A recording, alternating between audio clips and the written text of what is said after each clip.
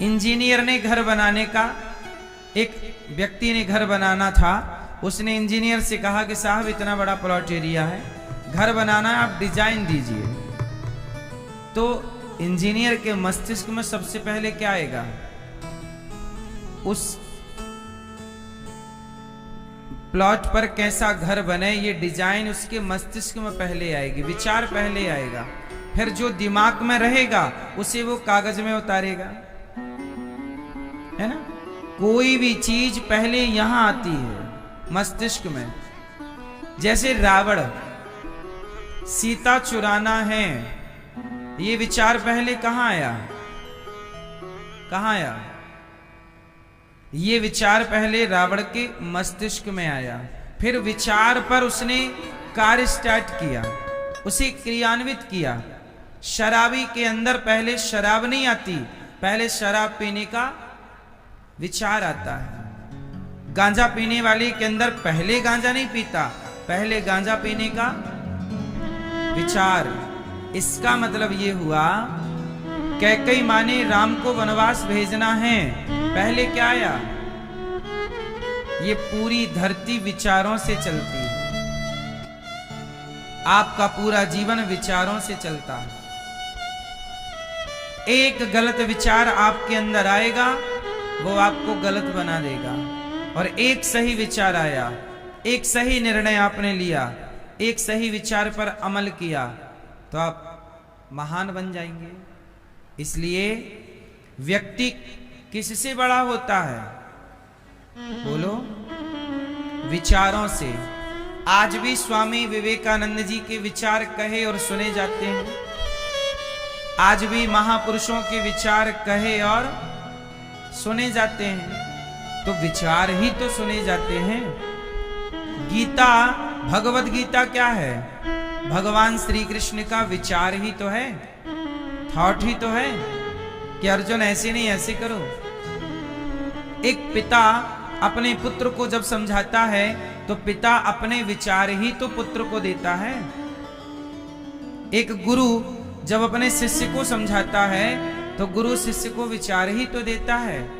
इसलिए कहता हूं कि जिसके जीवन में सही विचार आए, जैसे आपके मन में विचार आया कि मुझे भागवत करानी है, मैं भी भागवत सुनूंगी, बस एक विचार ने आपको वृंदावन ला करके बिठा दिया, एक विचार। इसलिए कहता हूं अच्छे विचार आने दीजिए और बुरे विचारों को जाने दीजिए। बुरे विचारों को जाने दीजिए और अच्छे विचारों को विचार। हमारे ऋषि जन कहते हैं, बिना विचारे जो करें, बिना विचारे जो करें सो पाछे पछताएं, और काम बिगाड़ें आपनो, जग में होत हंसाएं। इसलिए कहता हूं कोई भी निर्णय लो, कोई भी काम करो, अच्छा विचार आपको महान बनाएगा। इसलिए अच्छे विचार कब आएंगे? जब अच्छी संगत करोगे। बुरी संगत करोगे, अब जैसे दुर्योधन के अंदर विचार आया कि मैं द्रौपदी को यहां बुलवाऊं और उसके वस्त्र हरण करवाऊं, ये विचार क्यों आया? द्रौपदी का वस्त्र हरण करना है, पहले दुर्योधन के अंदर ये विचार आया। फिर विचार आया तो उसने क्या किया? क्रियान्वित किया। उसने अपने भाई से कहा, दुशासन जाओ द्रौपदी को पकड़कर यहां लाओ। वो गया और पकड़ के ले आया। अब बताओ क्या करना? बोले इसके कपड़े उतारो। मस्तिष्क में विचार आता है, उसे आपने चरितार्थ कर लिया, सही कर लिया, और उस विचार के कारण दुर्योधन का एक निर्णय, उसने द्रौपदी को बुलाया, कपड़े उतरवाया, बस इतनी सी गलती से दुर्योधन का सर्वनाश हुआ। बोलो हाँ। इसलिए आपसे मेरी प्रार्थना है, जो काम किया करो 10 बार सोचो, 10 बार आगे पीछे ऊपर नीचे दाएं बाएं देखो कि हम जो करने जा रहे हैं इससे फायदा कितना है। आप 4 लोगों से सलाह ले सकते हैं, बुद्धिजीवियों से, इसलिए हमारे यहाँ गुरु होते हैं जो आपको मार्ग दिखाते हैं। अर्जुन ने निर्णय नहीं ले पाए, मैं युद्ध करूं कि ना करूं, मैं युद्ध करूं कि मैं लड़ूं, या द्वंद्व हो गया ना विचारों में, मैं लड़ूं या ना लड़ूं, युद्ध करूं या ना करूं। तो फिर फाइनल विचार किसने दिया? बोलो मैया, मैं युद्ध करूं कि ना। ये अर्जुन का है ना विचार, सामने पितामह है, फला है। लेकिन जब अर्जुन फंस गए, क्या करूं, तब क्या हुआ? भगवान कृष्ण ने क्या सुनाई? जोर से क्या सुनाई? भगवत गीता। ओ भैया, ओ पंचायती, होगी बातचीत? अब सुन लो, अब ध्यान से सुनो। जब आपको समझ ना आए कि मैं क्या करूं और क्या ना करूं, तब भगवत गीता का आश्रय लो, तब भागवत का आश्रय लो, तब रामचरितमानस का आश्रय लो। आपको संकटों से निकालने के लिए, आपका निर्णय मजबूत बनाने के लिए ये ग्रंथ पढ़े जाते हैं। जब गीता सुनी तो अर्जुन को कॉन्फिडेंस हो गया कि अब तो मुझे लड़ना है। जो व्यक्ति अपने कर्तव्य से भाग रहा है उसे गीता पढ़नी चाहिए, गीता सुननी चाहिए। कर्तव्य मार्ग पर लगाने वाली कौन है? गीता। और आज के लड़का लड़कियों को स्कूल कॉलेज में गीता पढ़ाई ही नहीं जा रही है। जब पढ़ाई ही नहीं जा रही है तो अपने कर्तव्य का पालन करेंगे कैसे? आज का हर युवा अर्जुन है। कौन सा अर्जुन? भटका हुआ अर्जुन के 2 रूप हैं। अर्जुन, 2 अर्जुन हैं। एक वो अर्जुन जो गीता सुनने के पहले अर्जुन था, मैं नहीं लड़ता, मैं नहीं करता युद्ध, मेरे पितामह खड़े हैं, मैं किसको मार डालूं, मैं नहीं करता, केशव मैं नहीं लड़ूंगा। एक ये अर्जुन है। और दूसरा, अब मैं लड़ूंगा, और लड़ूंगा क्या, लड़े और जीत गए। एक वो अर्जुन है जो भाग रहे हैं मैदान से, और एक वो अर्जुन है जो जीत गए। दोनों अर्जुन अलग अलग हैं कि नहीं? आप कौन से अर्जुन हैं? आज के जितने नौजवान लड़के हैं ये वो अर्जुन है जो गीता सुनने के पहले अर्जुन था, वो अलग अर्जुन है, और जो अर्जुन गीता सुनने के बाद हुआ वो अर्जुन अलग है। आप कौन से अर्जुन हैं? आप गीता सुनने के पहले वाले। इसलिए आज के अर्जुन, आज के लड़का लड़की फांसी लगा लेते हैं, आत्महत्या कर लेते हैं। क्यों? क्योंकि वो उस परिस्थिति से लड़ नहीं पाए। अभी आपने देखा ना, एक जज साहब ने 32 साल की उम्र में जज बन गया लड़का, और उसने फांसी लगा ली। अभी का केस है, 1 महीना भी नहीं हुआ। बोलो हाँ। बड़े बड़े अफसर, बड़े बड़े पढ़े लिखे लोग फांसी लगा लेते हैं। क्यों? जरा सा घर में दिक्कत हुई, पत्नी से, पिता से, भाई से, जरा सी लड़ाई झगड़े, जरा सा कुछ हुआ, डिसाइड नहीं कर पाए, अब क्या करूं, अब क्या करूं, अब क्या करूं, चलो मर जाते हैं, आत्महत्या कर लेते हैं। ये हारा हुआ अर्जुन है। मैं नहीं लड़ता, मैं नहीं करता युद्ध। इसलिए कहता हूं, जो गीता नहीं सुनेगा, जो गीता के वचनों पर नहीं चलेगा, वो सब हारे हुए अर्जुन है, भागे हुए अर्जुन है, अपने कर्तव्य से भाग गए। यदि आपको सफल होना है तो बिना गीता के, जब अर्जुन को सफलता नहीं मिली तो बिना गीता के हमें और आपको कैसे सफलता मिलेगी? इसलिए गीता केवल पढ़ने का विषय नहीं है, पढ़ करके चलने का विषय है। पढ़ो और उस मार्ग पर चलो तब बदलाव होगा, तब परिवर्तन होगा। सही है गलत है? इसलिए स्कूल कॉलेज में बच्चों को गीता पढ़ानी ही चाहिए। सरकार क्यों नहीं पढ़ाती मुझे आज तक समझ नहीं आया। गीता से किसी को क्या आपत्ति हो सकती है?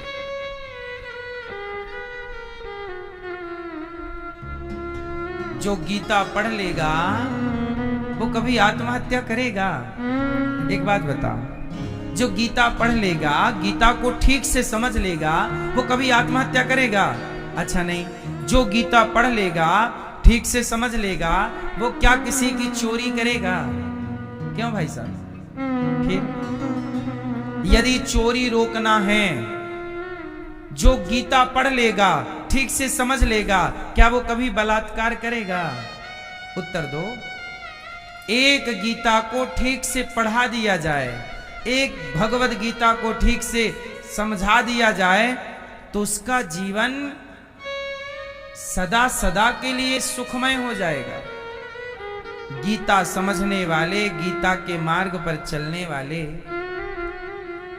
पराई नारी को मां देखते हैं, मां की तरह, बहन की तरह, बेटी की तरह। और गीता ना पढ़ने वाले अपने दोस्त की बहन पर भी गंदी नजरें रखते हैं।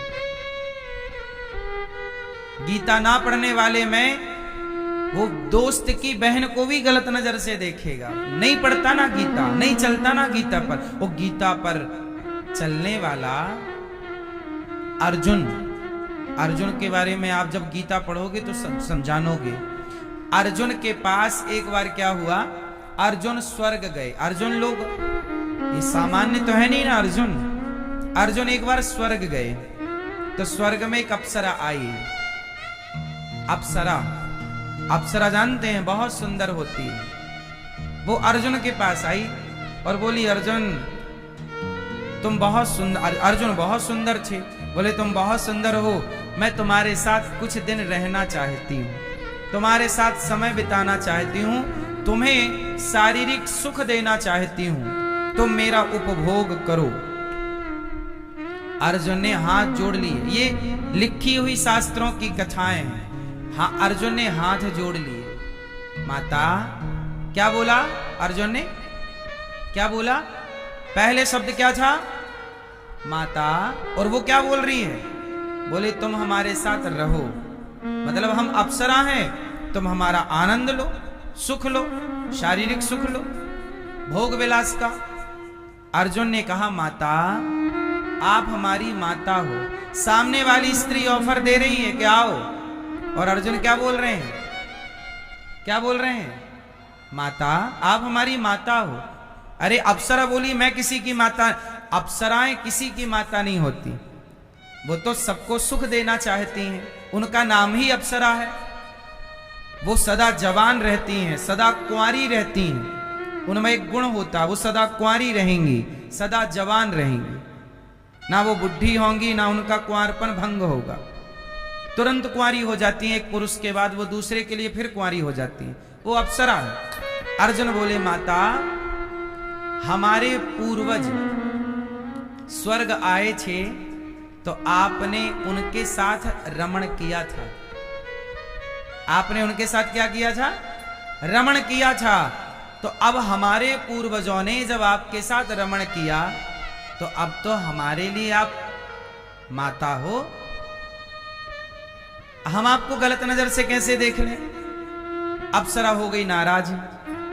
बोले तुम हमारे प्रस्ताव को स्वीकार नहीं कर रहे हो, हमारे अंदर काम वासना से हम जल रही हैं, तुम हमारी कामना पूर्ण नहीं कर रहे हो। अर्जुन जाओ, हम तुम्हें शाप देती हूं कि तुमने हमारी इच्छा पूरी नहीं की, जाओ तुम 1 साल के लिए ब्रहन लला हो जाओ।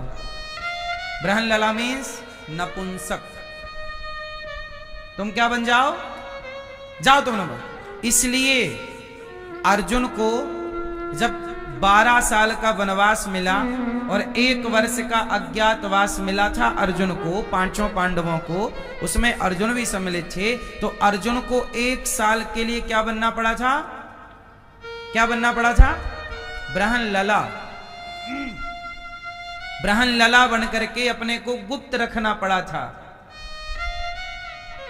क्योंकि शाप था उस अप्सरा का।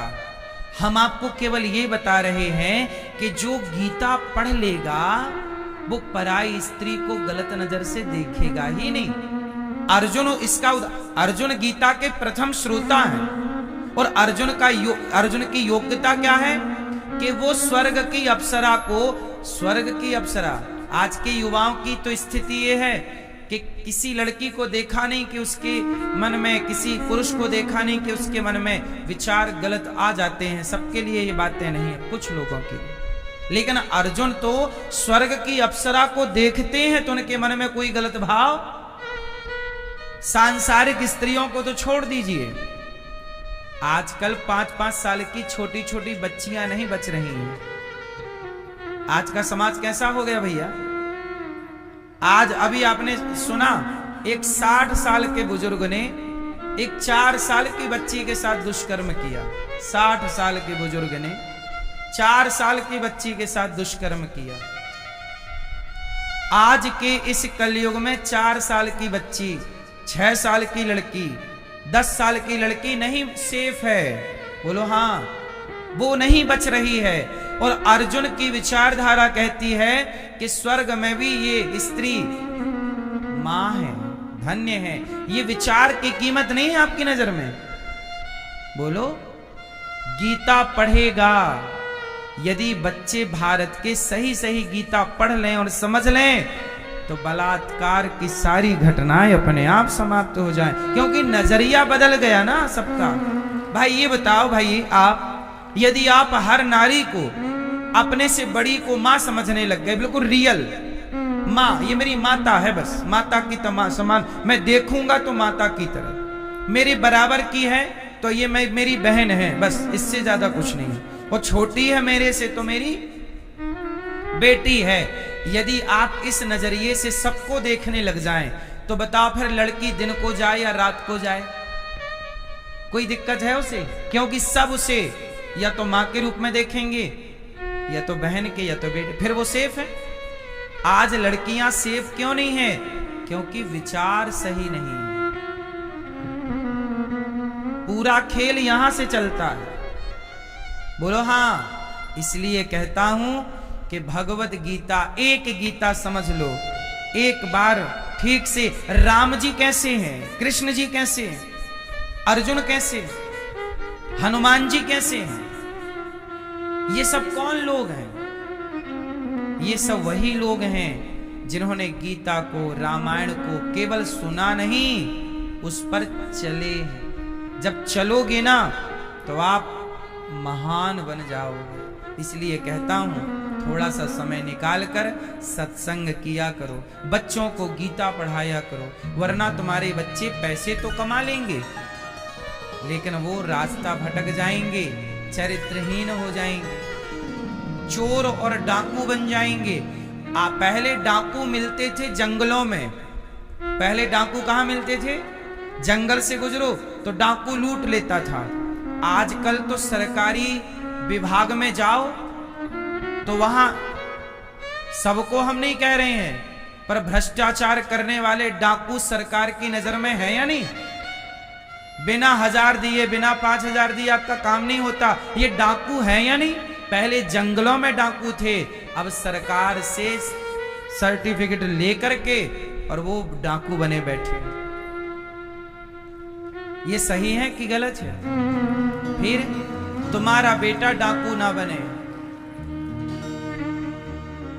नेता लोग, सबसे बड़ा डाकू कौन?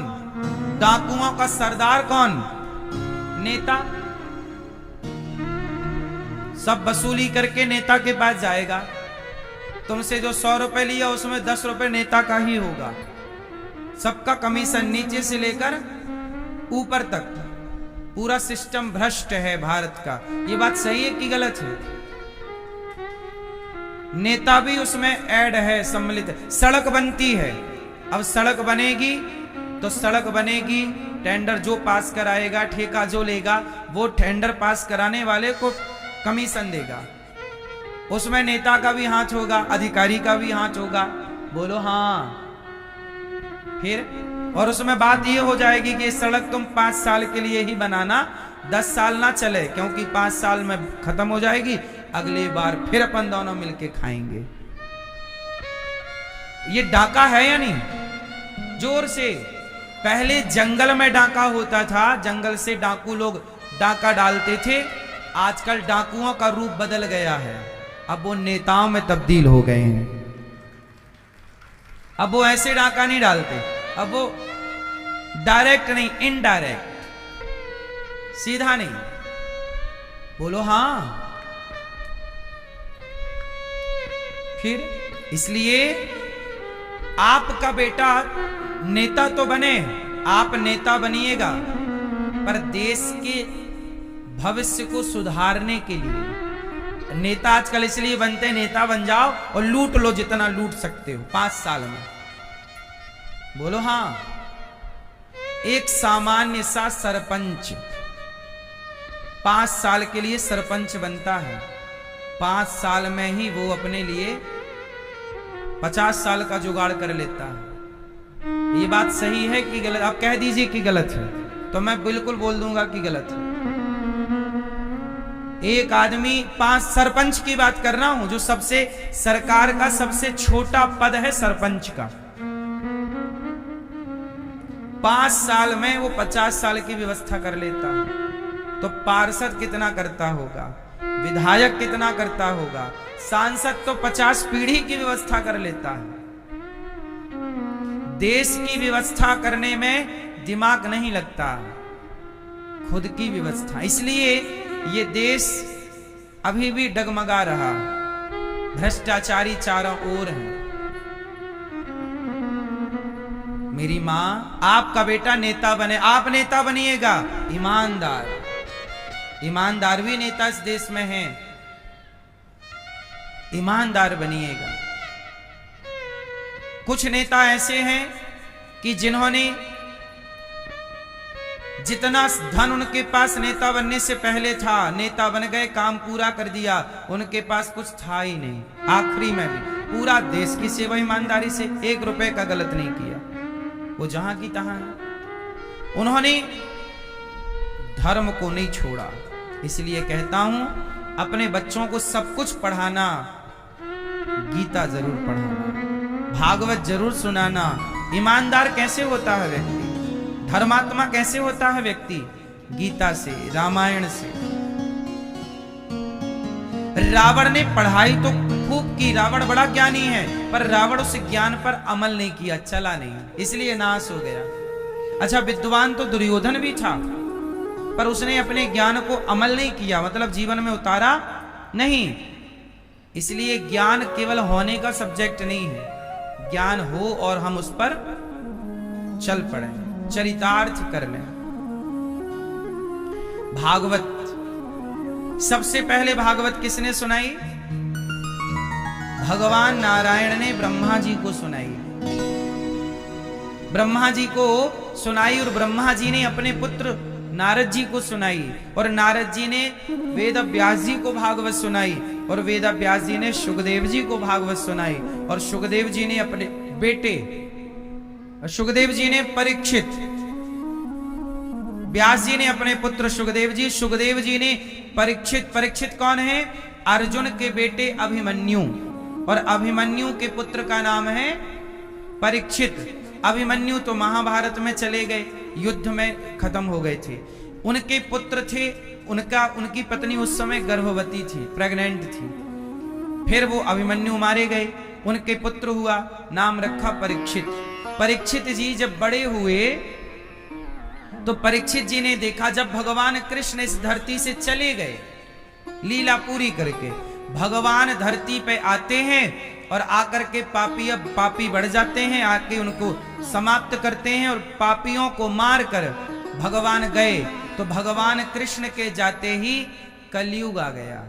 याद रखिएगा, जहां से अच्छाई चली जाए, दीपक के बुझते ही, दीपक के, जोर से, दीपक के बुझते ही अंधकार आ जाएगा। 1 सेकंड भी ना लगेगा, दीपक बुझता ही, बुझा कि अंधकार का बोलबाला, ऐसे ही ज्ञान मिटा नहीं कि अज्ञान का बोलबाला, भगवान कृष्ण गए नहीं कि कलयुग का बोलबाला। अच्छा व्यक्ति जाता है तो बुरा व्यक्ति का बोलबाला हो। इसलिए कहता हूं अच्छाई को जाने मत दीजिए। इसलिए हमारे सनातन में हमारे ऋषि मुनियों ने कहा कि हम तो मर ही जाएंगे, हम तो मर ही जाएंगे, लेकिन आने वाली पीढ़ी को हम ज्ञान का संस्कार क्या है? संस्कार मीन्स ज्ञान, संस्कार मीन्स सही नॉलेज, सही गाइडेंस। आपने अपने बच्चों को, मुझे पता है कि मैं मर जाऊंगा, तो मैंने अपने मरने से पहले अपने बच्चों को, अपने शिष्यों को, आप सबको मैंने सही रास्ता बता दिया कि बेटा इस पर चलना, इस पर चलते रहना। तो ये ज्ञान की धारा क्या है? दीपक बुझने से पहले तेल डाल दो, तेल डालते रहो और बाती समय समय पे खत्म हो जाए तो बदलते रहो, दीपक जलता रहेगा। और आप ध्यान नहीं दोगे तो जहां कल ज्ञानी था, भारत कभी विश्वगुरु हुआ करता था, सुना होगा। भारत क्या था? जोर से, विश्वगुरु। नालंदा में दुनिया भर के लोग पढ़ने आते थे। अमेरिका, लंदन, आप पुरानी पुस्तकों में देखना, चाइना के लोग भारत पढ़ने आते थे। कहां आते थे? उस समय भारत क्या था? विश्वगुरु, सबको पढ़ाने की ताकत भारत की थी। लेकिन अब देखो, अब भारत के बच्चे भारत में नहीं पढ़ना चाहते, भारत के बच्चे अमेरिका में पढ़ना चाहते हैं, भारत के बच्चे ऑस्ट्रेलिया में पढ़ना चाहते हैं, भारत के बच्चे लंदन में पढ़ना चाहते हैं। क्यों? हमने ज्ञान का तेल डालना बंद कर दिया, हमने ज्ञान पर। अब हमारे देश में क्या हो रहा है? हमारे देश के नेता रामचरितमानस जलाते हैं। जिस ग्रंथ को पढ़ना चाहिए उसे आप जला रहे हैं। अक्ल तो है नहीं। इसलिए कहता हूं विश्व गुरु बनाने के लिए क्या क्या योग्यता चाहिए? हम अपनी शिक्षा प्रणाली को इतना मजबूत कर लें कि हमारे भारत के बच्चों को पढ़ने कहीं ना जाना पड़े, बल्कि दुनिया के बच्चे पढ़ने भारत आए। ये व्यवस्था होनी चाहिए। हमारा शिक्षा का स्तर बड़ा होना चाहिए कि नहीं? पर सरकारें इस पे काम नहीं कर रही हैं। हजारों बच्चे हर साल पढ़ने बाहर जाते हैं। ये बात सही है कि गलत है? क्यों जाते हैं? अच्छा, जब आपका बेटा पढ़ने अमेरिका जाएगा तो भारत का पैसा अमेरिका चला गया क्या? अच्छा, अमेरिका का बच्चा पढ़ने भारत आएगा तो अमेरिका का पैसा, तो कौन सी इकोनॉमी मजबूत होगी? हमारा बच्चा 1000 बच्चे यदि अमेरिका पढ़ने हर साल जा रहे हैं और एक बच्चे की पढ़ाई का खर्चा कम से कम 50 लाख रुपए साल का है। 50 लाख रुपए साल का एक बच्चे का, तो ऐसे 1000 बच्चे जा रहे हैं तो 1000 गुणित 50 लाख कर लीजिएगा। इतना पैसा हर साल भारत जाता है, अमेरिका जाता भारत का। अच्छा, इतने बच्चे भारत आते पढ़ने तो इतना पैसा हमारी स्थिति और आर्थिक स्थिति हम ध्यान दे ही नहीं रहे। शिक्षा पर यहां कोई बात नहीं करता, शिक्षा पर कोई बोलने को तैयार नहीं है। हमारी शिक्षा, हमारा जितने ऊंचे ऊंचे मंदिर भारत में हैं, जितना प्राचीन आर्किटेक्चर भारत का है, इतना आप दुनिया में घूम के आइए, बताइए किस देश का है? जितना विज्ञान भारत में है प्राचीन, बताइए कहां है? लेकिन अब हमारा अपना ज्ञान बेचारा वो बुझने को तैयार है, उसमें कोई पानी नहीं तेल डालने को तैयार नहीं। आजकल के बच्चे गीता पढ़ने को तैयार नहीं, उपनिषद पढ़ने को तैयार नहीं। आजकल के बच्चे चरक को जानने को तैयार नहीं, कणाद को समझने को तैयार नहीं। वो कह रहे हैं कि गुरुत्वाकर्षण का सिद्धांत डार्विन ने दिया। वो गुरुत्वाकर्षण किसने? न्यूटन ने। बोले न्यूटन ने दिया। न्यूटन को तो पढ़ेंगे पर अपने देश के